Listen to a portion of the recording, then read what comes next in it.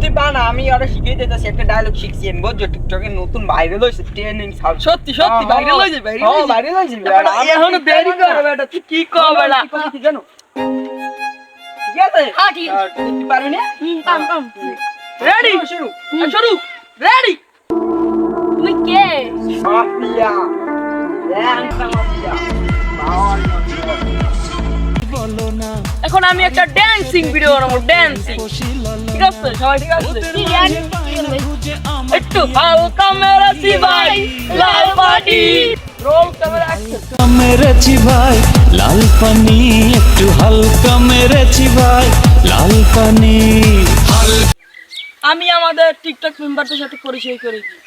এই যে ইমোশনাল, এই যে টার্নিং, এই যে ফানি মুভমেন্ট। সবাই এদিকে আগুন প্লিজ।